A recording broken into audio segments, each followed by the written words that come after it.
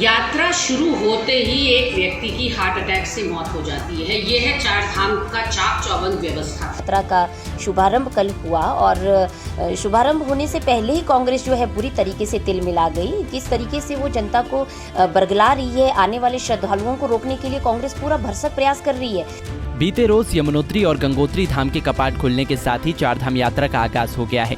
वहीं पहले ही दिन दुखद खबर सामने आई। दरअसल यमुनोत्री धाम में गुजरात से आए एक तीर्थयात्री की सांस गति रुकने से मौत हो गई, जिसको लेकर कांग्रेस ने सवाल खड़े किए हैं।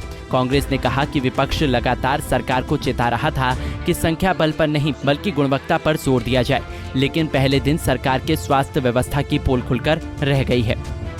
यात्रा शुरू होते ही एक व्यक्ति की हार्ट अटैक से मौत हो जाती है। ये है चार धाम का चाक चौबंद व्यवस्था। ऐसे में हम बार बार धामी सरकार से कहते रहे कि क्वांटिटी नहीं क्वालिटी पर ध्यान दीजिए। स्वास्थ्य सेवाओं की कलाई खोलकर रख दी। ऐसे में स्वास्थ्य सचिव तो जाते हैं मौके पर मुआयना करने के लिए कि चार धाम यात्रा की व्यवस्थाएं क्या हैं, लेकिन मंत्री महोदय इतने किस काम में व्यस्त हैं कि उनके लिए चार धाम यात्रा से ऊपर कोई प्रायोरिटी है।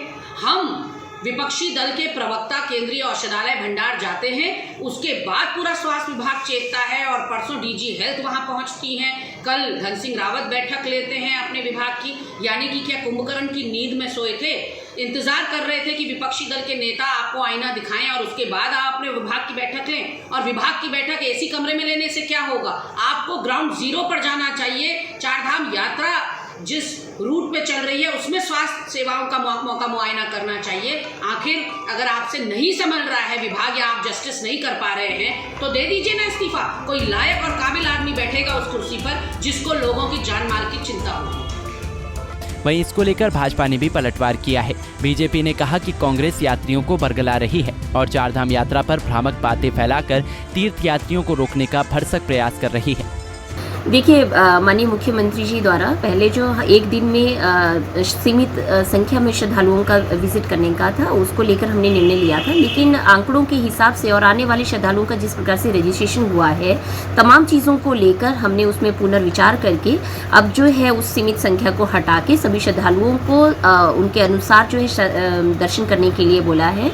और माननीय मुख्यमंत्री जी ने ये भी निर्देशित किया है कि उसके बावजूद भी अगर कहीं पर श्रद्धालुओं को प्रॉब्लम आती है, कहीं पर किसी प्रकार की समस्या आती है, तो उसके लिए हमारे प्रत्येक अधिकारी, प्रत्येक हमारे वहाँ पे जो टीम्स हैं वो वहाँ पे डिप्लॉयड हैं। वो हर तरीके से उनकी समस्या का समाधान करने के लिए तत्पर है। विपक्ष की बात है, उनको तो खाली आरोप लगाना है। अभी आप देखते रहिए, वो भी कहीं ना कहीं बहुत संतुष्ट है माननीय मुख्यमंत्री जी के निर्णय से, क्योंकि व्यवसायियों की बात करें, वहाँ के लोकल जो हमारी जितने भी लोगों का भी रुझान रहा, सुझाव रहे, हम सभी के सुझावों को लेकर आगे बढ़ रहे हैं।